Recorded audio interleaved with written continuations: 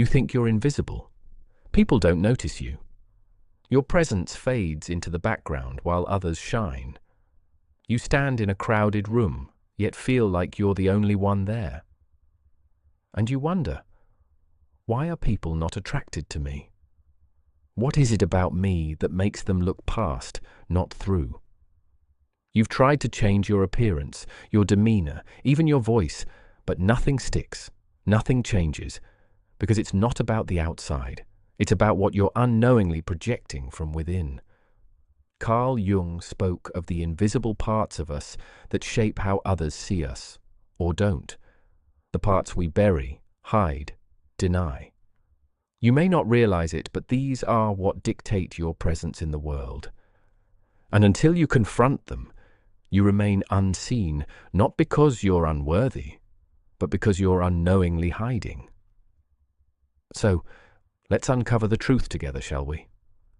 The mask you wear every day isn't just a facade. It's a fortress. One built from years of fearing rejection, of hiding imperfections, of trying tirelessly to fit in. Yet, ironically, this fortress is what keeps people out. Your real self, the one you keep tucked away, is left unseen, unknown, unappreciated. Jung described this as the persona, an outward identity crafted to meet society's expectations. But the more you perfect this mask, the more disconnected you become from your true self. And others sense this disconnection. They feel the absence of authenticity, the lack of something real. Yet, you hesitate to lower this mask because you believe, perhaps subconsciously, that your true self is not enough. But what if the very things you're hiding are what would make people truly see you? What if shedding the persona is the first step to breaking those invisible barriers? Behind your smiling mask lies something deeper, your shadow. It's the collection of everything you fear, repress and deny about yourself. The anger you won't admit, the sadness you suppress, the desires you're ashamed of. This shadow isn't evil or wrong. It's simply the parts of you society has taught you to hide. But here's the paradox. The more you deny your shadow, the more powerfully it shapes your life. It's like trying to hold a beach ball underwater. The more you push it down, the harder it pushes back. And so, people sense your struggle. They see the effort it takes to maintain your mask, to keep the beach ball submerged. Jung believed that acknowledging and integrating your shadow is crucial to becoming whole. So how do you face your shadow without fear? How do you embrace the parts of you you've been taught to hide? You start by listening to yourself. You listen to the quiet whispers of your heart, the parts that cry for attention, the feelings that surface in solitude. When was the last time you truly sat with your emotions without judgment, without trying to change them, fix them, or hide them away? This act of listening is revolutionary. It is an act of self-love, of acceptance, of courage. As you listen, you begin to recognize patterns. Where do you hold tension? Where does fear make a home within you? Which parts of your past still cling to your present self? These aren't just exercises in introspection. They're the first steps to reclaiming the parts of you that make you human, relatable, visible. And as you start integrating these parts, the mask you wear slowly becomes unnecessary.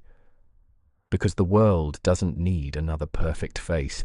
It needs real, flawed, beautifully authentic you. But facing your shadow is no easy task.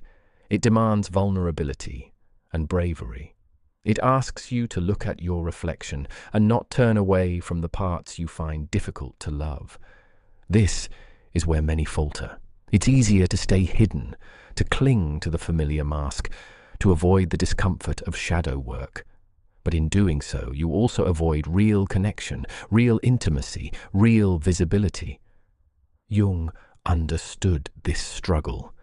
He knew that to truly be seen, you must risk exposing the parts of yourself you're most afraid of. So, the question becomes, Are you ready to be vulnerable? Are you ready to let people see the real, unfiltered you? Because only then will you break through the invisible barriers keeping you unseen.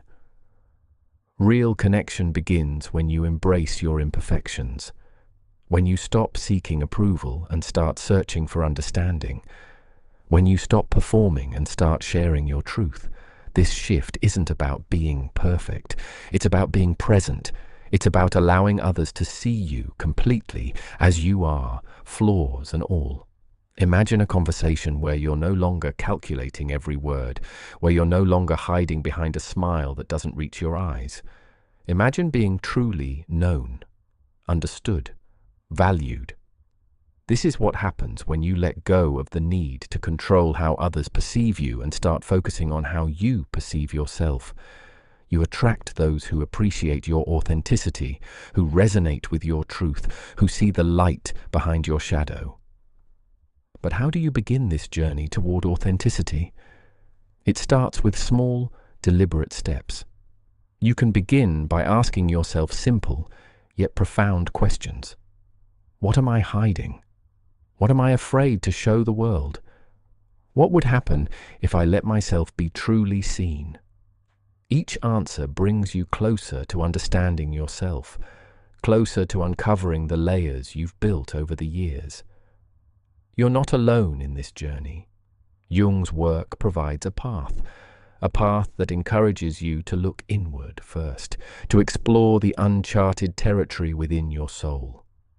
In this exploration, you discover not just your shadow, but your light. You uncover a self that is vibrant, alive, and worthy of being seen. Remember, being visible isn't about attracting everyone. It's about connecting with those who truly matter. The more you understand and accept yourself, the more you naturally attract people who appreciate who you are. This doesn't happen overnight. It's a gradual process of revealing, of risking, of living authentically. And as you do, you'll notice a shift. People will start to feel your presence, your energy, your essence. You'll stop being invisible because you'll be fully inhabiting your own life. Jung believed that the greatest tragedy is not being unloved, but being unknown. So let yourself be known. Let yourself be seen. Let yourself be loved for who you truly are.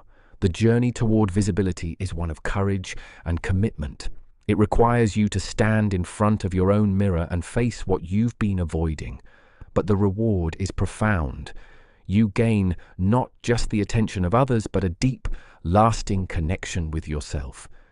You stop feeling like a ghost in your own life and start becoming the main character.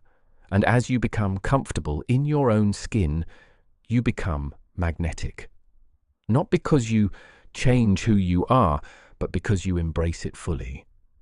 This is the power of being seen, of breaking the invisible barriers, of living authentically. It's a journey worth taking, a journey that transforms not just how others see you, but how you see yourself. So, what are you waiting for? It's time to step out of the shadows and into the light. Thank you for staying until the end. If this message resonated with you, subscribe to join us on this journey of self-discovery. And tell me in the comments, what do you think is holding you back from being truly seen? Your experience might help someone who still feels invisible.